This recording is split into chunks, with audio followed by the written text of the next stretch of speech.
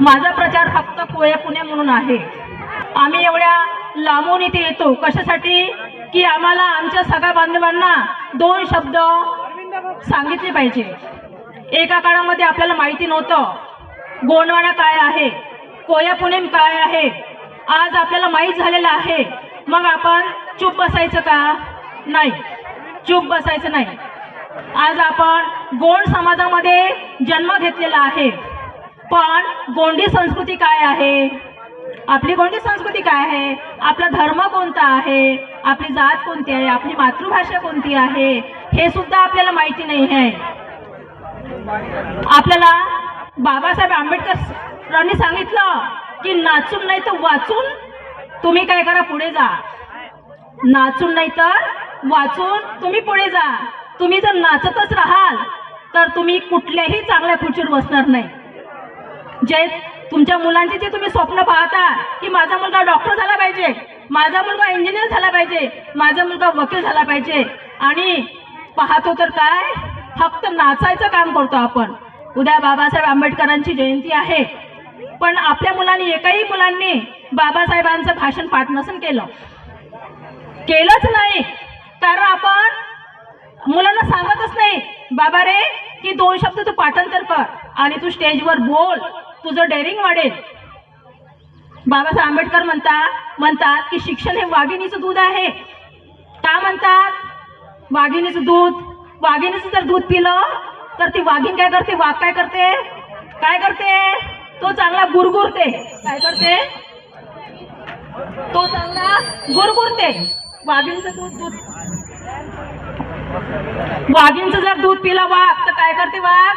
तुम्ही बोला माझ्यासोबत, मी भाषण द्यायला नाही आली इथे, मला तुमच्यासोबत चर्चा करायची आहे। काय करते वाघ? तो गुरगुर करते।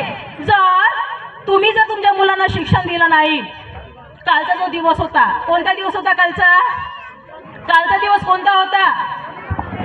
कोणता दिवस होता कालचा? काय होता? हनुमान जयंती आहे ना? हनुमान जयंती नाही, आपली गोंडी धर्माची हनुमान जयंती नाही, आपली भीमालपेन जयंती होती। काय होतं? भीमालपेन जयंती होती। जे इथे भीमालपेनचं पेनठाणा तयार केलेला आहे, तुम्ही केला आहे की नाही? कालचा जो दिवस आहे हा भीमालपेन जयंतीचा आहे। मग तुम्हाला माहिती आहे का भीमालपेन हे कोण आहे, त्यांचा जन्म कुठे झाला, त्यांच्या आईचं नाव काय आहे, त्यांच्या बाबाचं आडनाव काय आहे, त्यांचं आडनाव काय आहे, त्यांचे भाऊ किती, त्यांची बहिणी किती, हे माहिती आहे का तुम्हाला? नाही आहे। माहित आहे का? नाही। मग तुम्हाला सांगावं लागेल ना मुलांना।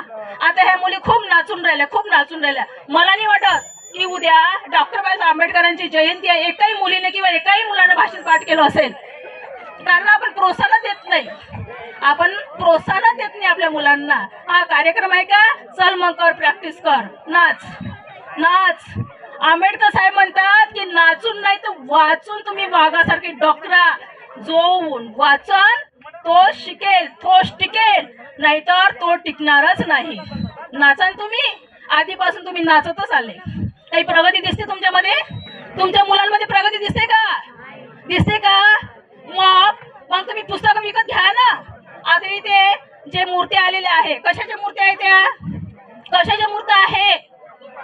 कुपारबारलिंग कोण आहे? कुपारबारलिंग कोण आहे?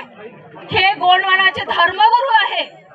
जर तुम्हाला कोणी विचारलं, इंटरव्ह्यू जर तुमच्या मुलांची घेतली तर कुपारबारलिंग कोण आहे? हे आपले गोंडवानाचे धर्मगुरू आहे। पहिली शिक्षिका कोण आहे आपल्या गोंड्याची? पहिली शिक्षिका ही रायतरदाई जंगवा आहे। आपली पहिली शिक्षिका रायतरदाई जंगवा आहे। तर हे मुलांना तुम्ही सांगा ना, आपल्या मुलांना भाषा माहित नाही, धर्म माहित नाही, आपले पेन कोणती माहित नाही, आपण बोलत नाही मुलांसोबत। तुझे देव किती आहे ग? 6 देव आहे। तुला जर लग्न करायचं असेल तर कोणत्या पोरासोबत करशील? 7 देवाचा। कारण तिला माहित आहे। जिला माहित राहत नाही, ज्या मुलांना माहित नाही ते मुलं काय करते, नाही बा हा माझ्या जातीचा मुलगा आहे, लग्न करून टाकतात। पण होते काय, तो तिचा भाऊ निघते, तो जर 6 देवाचा मुलगा निघाला, 6 हे काय होतात, भाऊ होतात। 7 जर असेल तर ते भाऊ होतात। आपल्याला समानी विषम पाहिजे. आपली जी गोंडी संस्कृती आहे हे सम आणि विषम आहे. जेव्हा समसम लोकांचे लग्न होतात तेव्हा यांचे अपत्य मतिमंद जन्माला येतात. लक्षात ठेवा, हे जे भाजीपारी कुकर लिंगून आपल्याला गोयेपणे सांगितलेले आहे, जर समसम जर असेल तर या मुलांचे अपत्य मतिमंद जन्माला येतात. म्हणून आपण सम आणि विषम सोबत लग्न करायला पाहिजे. दुसरी गोष्ट, आपले जे लग्न आहे हे गोंडी पद्धतीने करा, लाजू नका. तुम्हाला असं वाटत असेल का ताईनं बा हे खूप घातलेलं दिसून राहिलं, हे गोंड राणीचे दागिने आहे. हे जे मी घातलेले आहे ना हे चांदीचे आहे पूर्ण, हे गोंड राणीचे दागिने आहे. याला आपण अलंकार म्हणतो. आपले लग्न गोंडी पद्धतीने करा. मयत जर झाली असेल तर गोंडी पद्धतीने करा. मुलगा जर जन्माला आला असेल, नामकरण करायचं असेल तर गोंडी पद्धतीने करा. तुमच्याजवळ सगळ्याच गोष्टी आहे पण तुम्ही करत नाही म्हणून काय होईल, आपली मुलगी किंवा आपला मुलगा शिकेल का? नाही. आपल्या आईवडिलांचा मुलगा काय करते? अनुकरण करते. काय करते? अनुकरण करते. म्हणून तुम्ही लाजू नका. दुसरी गोष्ट, आपल्या घरामध्ये आपल्या देवाचीच पूजा करा. त्याला आपण पेन म्हणतो. देवाला काय म्हणतो? पेन म्हणतो. आपल्या पेनाची पूजा करा. हे जे फोटो दिसते आपल्या, जे इथे ठेवलेले फोटो आहे, हे फोटो तुमच्या हॉलमध्ये असले पाहिजे. पुढे चालून खूप मोठा स्फोट होणार आहे. कोणता स्फोट होणार आहे? आपलं आरक्षण खतम होणार आहे. का खतम होणार आहे? कारण आपण गोंडी जी संस्कृती आहे या गोंडी संस्कृतीचं आपण पालन करत नाही. म्हणून आपलं आरक्षण नष्ट होणार आहे. आता मला सांगा, तुमचं जर आरक्षण नष्ट झालं, आता जर आपले पोरं 90च्या वर जात नाही, 80च्या वर जात नाही, 60च्या खालीच आहे, मग पुढे नंबर लागेल काय? तुम्ही जर ओबीसी मध्ये जर गेला तर नंबर लागेल का? आपला समाज गरीब आहे. समाज बांधव याचे डोळे उघडले पाहिजे. मातृभाषाची गोंडी आहे. उद्या जर तुमच्या मुलाला जर कास्ट व्हॅलिडिटी मिळाली नाही, तिथे इंटरव्ह्यू घेतले जाते, तिथे विचारते प्रश्न गोंडीमध्ये.